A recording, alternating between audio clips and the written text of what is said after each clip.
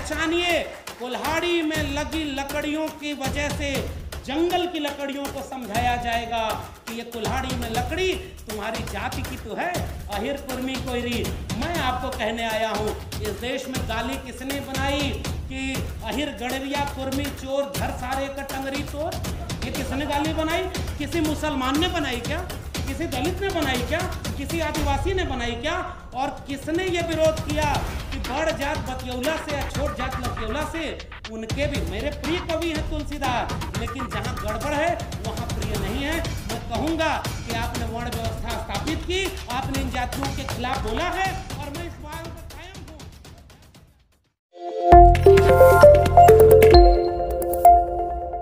क्योंकि वक्त बहुत हो गया है, हम लोग तो वैसे भी बहुत कुछ बोल चुके हैं और बोलेंगे।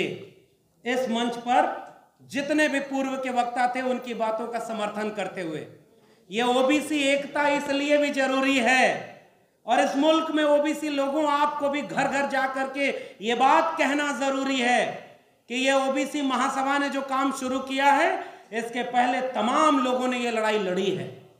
और सबसे पुराने पहले चले जाइए उन तमाम जातियों के बीच, तथागत बुद्ध से लेकर के कबीर, रैदास, पलटू दादू, भीखा, बुल्ले शाह, बाबा फरीद और नारायण गुरु बसवन्ना चोखा मेला, इन तमाम कमेरा लोगों ने जो विरासत में बनाया, उसे महात्मा ज्योतिबा फुले और शाहू जी ने आगे बढ़ाया।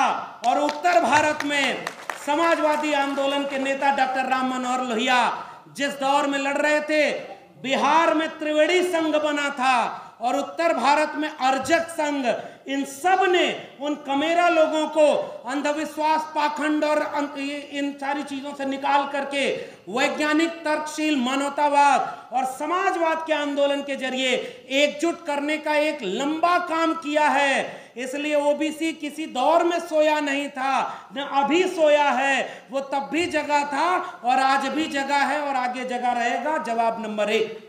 अब दूसरी बात, शिकायत फिर ओबीसी से क्यों होती है कि ओबीसी अगर जाग जाए तो ये सब बदल जाए? क्योंकि जब आपकी आबादी इस मुल्क की आधी आबादी से ज्यादा है तो जिम्मेदारी भी आपकी ज्यादा है। ये इसलिए मैं इस बात पर जोर देने आया हूं। अगर आपकी आबादी ज्यादा है और आपके पास मौका है तो आइए एक बड़ी एका बनाए। और वो बड़ी एका ऐसी एका नहीं होनी चाहिए जैसे इस देश का, मुल्क का निजाम जैसा झूठ बोलता है वैसा झूठ बोल करके हम कोई आंदोलन नहीं कर पाए। जब तक गुजरात का मुख्यमंत्री होने के बाद वो राजनेता महोदय, उनको जाति नहीं याद आई। जब प्रधानमंत्री का चुनाव लड़ना हुआ तो मैं ओबीसी मां का बेटा हूं, सेल्फ मेड ओबीसी हैं वो। असल में अगर ओरिजिनल ओबीसी होते, वो विरासत में वो दर्द पाए होते, वो जोखिम उठाए होते, तो इतने साल प्रधानमंत्री रहने के बाद एक बार मंडल कमीशन का नाम लिए होते। अगर नहीं लिए तो तुम फेक ओबीसी हो, ये बात हम कहने आए। और आपसे भी शिकायत ओबीसी महासभा के लोगों, इसमें मंडल की तस्वीर नहीं है।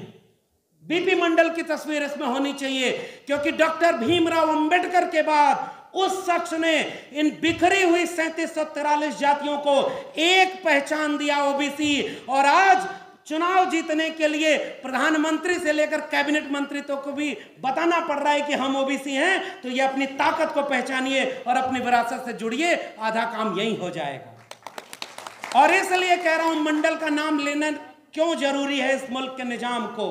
आप कहते हो कि ओबीसी हैं तो मंडल की बात इसलिए हम कर रहे हैं। हमारे अतिथि महोदय बोल कर गए, बाबा साहब ने जब इस्तीफा दिया तो हिंदू कोड बिल के बाद ओबीसी कमीशन न गठित किए जाने का एक बात कह करके गए थे। अफसोस, इस मुल्क के ओबीसी घरों में बाबा साहब भी देर से पहुंचे हैं, लेकिन अब पहुंच रहे हैं और इसमें ओबीसी महासभा जैसे तमाम संगठनों की जरूरत है। और उस मंडल की जितनी अनुशंसाएं बची हैं वो हमारी लड़ाई का हिस्सा होना चाहिए। 27% आरक्षण तो दबाव में दिया गया था। मंडल कमीशन की अनुशंसा कह रही है 52% आबादी को 52% रिजर्वेशन मिलना चाहिए। यह सबसे बड़ा सवाल था।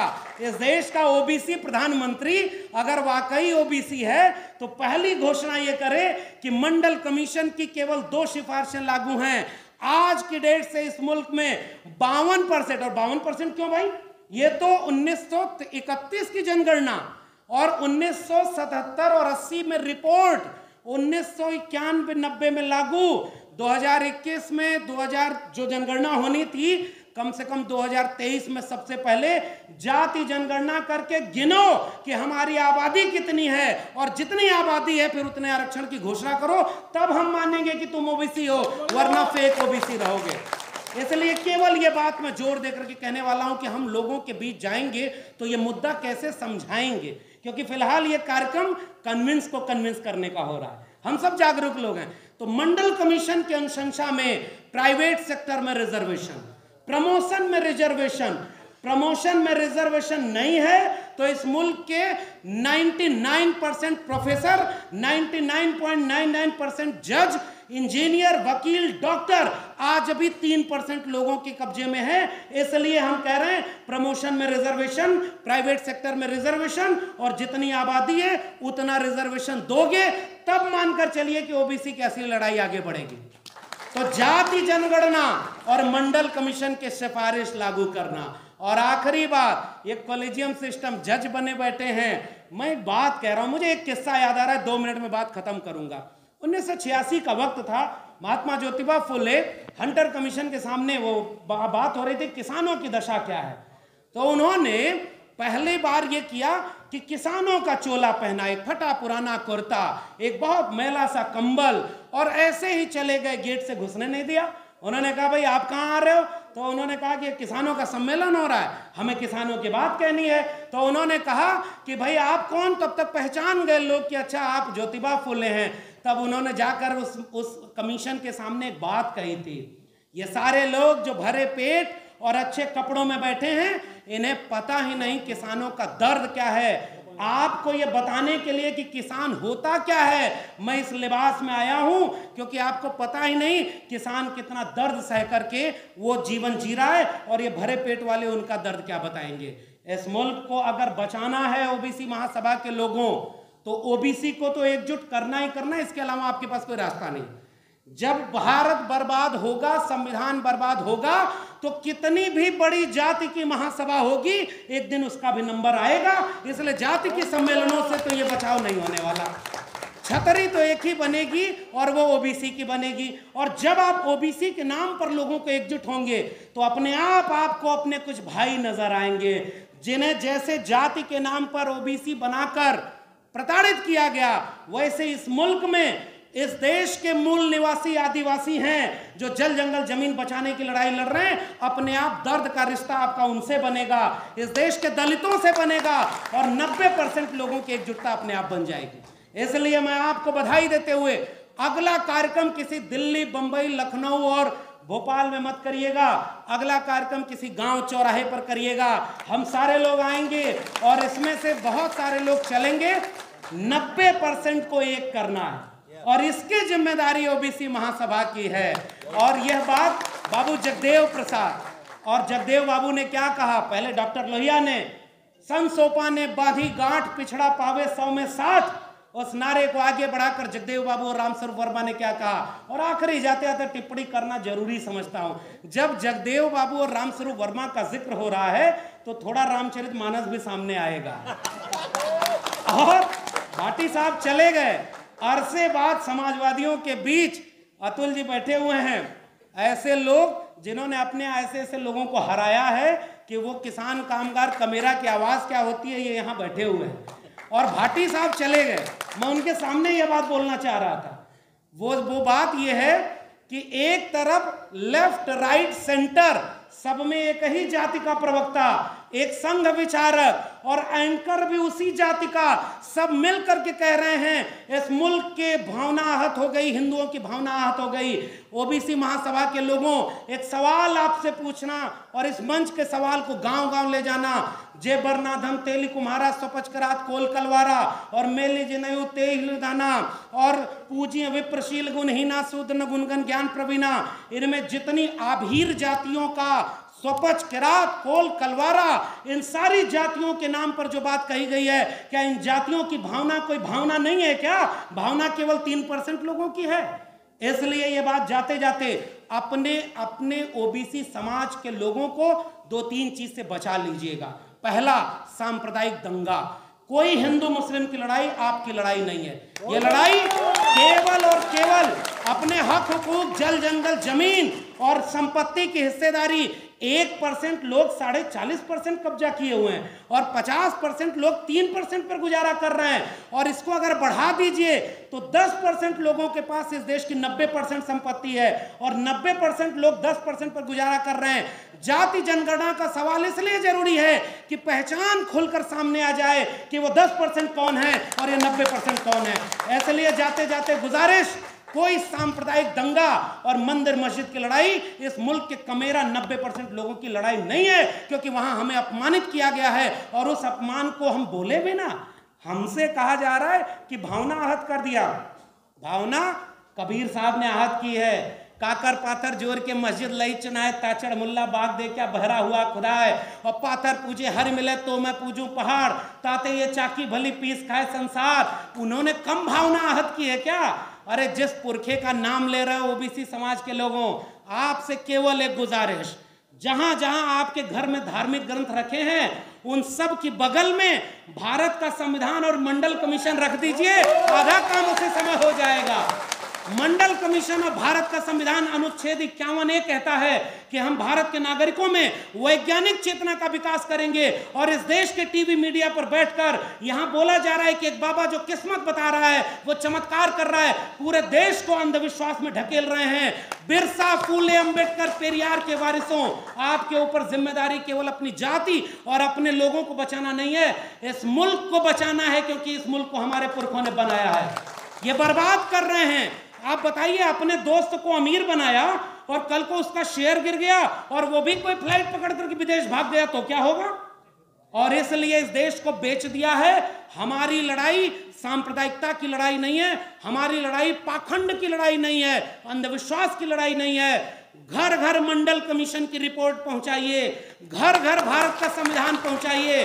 और जिस तरह से इन झूठे लोगों ने कहा हर घर तिरंगा, हर हाथ तिरंगा, 26 जनवरी पर एक बार ये भी बोल देते हर घर संविधान और घर घर संविधान। और इस महासभा में जाते जाते केवल एक गुजारिश, आइए इस मुल्क को, एक बार रथ चला था ना मंडल के विरोध में, कमंडल का, पहचानो भाई। बिहार के मंत्री बैठे हुए हैं, जाति जनगणना की घोषणा हुई तो विरोध में कौन आया? मैं आपसे सवाल पूछ रहा हूं, जाति जनगणना के विरोध में कौन आया? झारखंड में जब आरक्षण बढ़ा के 77% किया गया है, राज्यपाल किसका है जो सिग्नेचर नहीं कर रहा है? छत्तीसगढ़ में जब आरक्षण SC ST OBC तीनों का बढ़ाया गया तो आरक्षण का विरोध कौन कर रहा है? यहां आएंगे तो कहेंगे मैं OBC मां का बेटा हूं, मैं फकीर आदमी हूं। और आपके आरक्षण का विरोध ये सारे वही लोग कर रहे हैं जो आपको हिंदू बनाने आते हैं। ये आपके आरक्षण के विरोधी हैं। और इसलिए मैं कह रहा हूं, ये बजरंग दल, विश्व हिंदू परिषद, युवा वाहिनी और ये सारे लोग पूरे देश में गालियां दें, एक मुकदमा नहीं होगा। और इस मुल्क में स्वामी प्रसाद मौर्य और शिक्षा मंत्री बिहार चंद्रशेखर पर मुकदमा होगा, जो बोलेगा उस पर मुकदमा होगा। तो भाइयों एक बात सुनो, डॉक्टर राम मनोहर लोहिया, भारत आजाद हुआ तो लोग सत्ता में बैठे और राम मनोहर लोहिया नहर रेट आंदोलन के लिए सड़क पर लाठी खा रहे थे। उन नायकों को आपने तस्वीर में लगाया है। केस, मुकदमा, ये आपसे कभी आपकी आवाज नहीं रोक पाएगा। कबीर, ज्योतिबा फुले, शाहू जी महाराज, डॉक्टर भीमराव अंबेडकर, डॉक्टर राम मनोहर लोहिया, मंडल कांशीराम, ये मुकदमे और जेल से डर गए होते तो आज हम उनको याद नहीं कर रहे होते।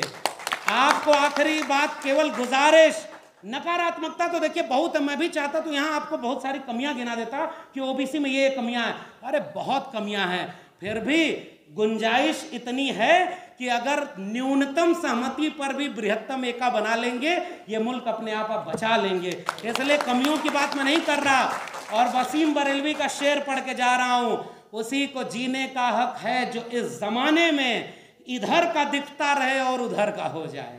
ऐसे लोगों को पहचानिएगा जो लिबास आपकी जाति का पहनकर आएंगे, आपके ओबीसी का पहनकर आएंगे, आपके दलित का पहनकर आएंगे। पसमानदा, और बीजेपी चिंता कर रही है पसमानदा की। एक तरफ लिंचिंग, एक तरफ मस्जिद पर हमला और दूसरी तरफ पसमानदा को हक। एक तरफ सारे सरकारी संपत्ति बेच दो, जाति जनगणना की मांग इतनी ताकतवर हो गई कि जनगणना ही नहीं करा रहे। अरे ये डरपोक लोग हैं, थोड़ी हिम्मत और बढ़ाइए, सारी मांग आपकी मान लेंगे।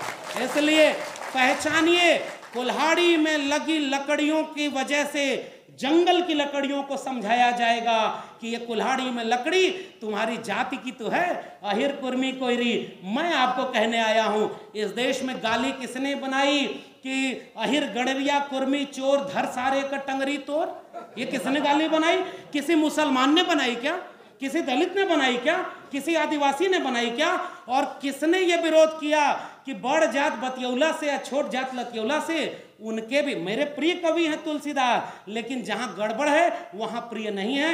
मैं कहूंगा कि आपने वर्ण व्यवस्था स्थापित की, आपने इन जातियों के खिलाफ बोला है और मैं इस बात पर कायम हूं। और जाते जाते कुल्हाड़ी की व लकड़ी की पहचान को अपनी पहचान से जोड़ेंगे। उत्तर प्रदेश, अभी अतुल भाई बोलेंगे तो समझ में आएगा।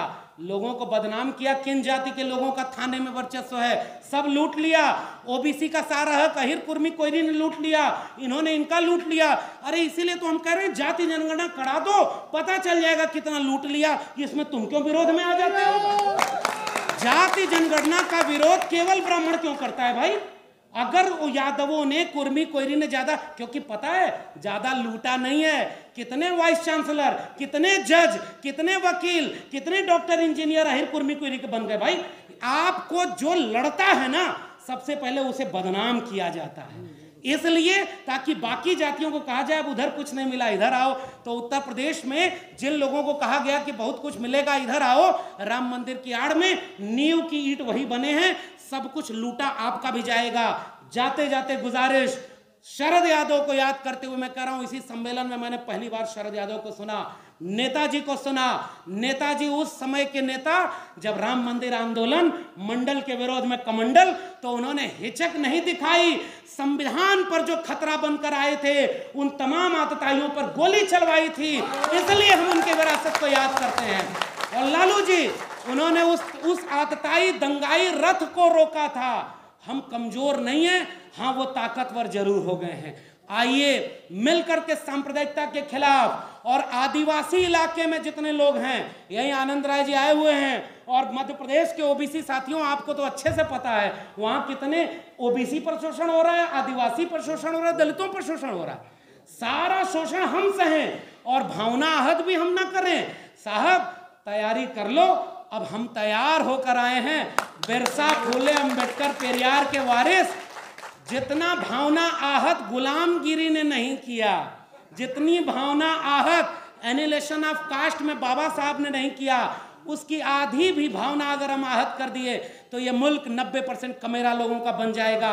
इसलिए शरद यादव को याद करते हुए कह रहा हूं, अब हमें नाक छोटी करनी होगी और दिल बड़ा करना होगा। हम सब की नाकें लंबी हो गई, अगर कटेगी तो किसी की नाक नहीं बचेगी। इसलिए आइए दिल बड़ा करें, जिसकी संख्या ज्यादा है 2 कदम पीछे आ जाए, और जो हमसे पीछे रह गया उसको कंधे पर बिठाकर आगे ले जाएं। कोई हमारी एकता नहीं तोड़ पाएगा। इसलिए जाते जाते गुजारिश, अब इस ओबीसी महासभा का सम्मेलन गांव-गांव हो, हम हर जगह साथ में खड़े रहेंगे, और फिर एक सम्मेलन कराइएगा। ओबीसी महासभा आदिवासी संगठन और दलित संगठनों को मिलाकर कराइएगा। 90% लोगों का संगठन, मिलकर लड़ेंगे, मिलकर बचाएंगे। ये मुल्क हमारे पुरखों ने बनाया, हम उसे बचाएंगे ताकि आने वाली पीढ़ियां हमें नालायक न समझें। आपने मुझे बोलने का मौका दिया, बहुत बहुत धन्यवाद, शुक्रिया।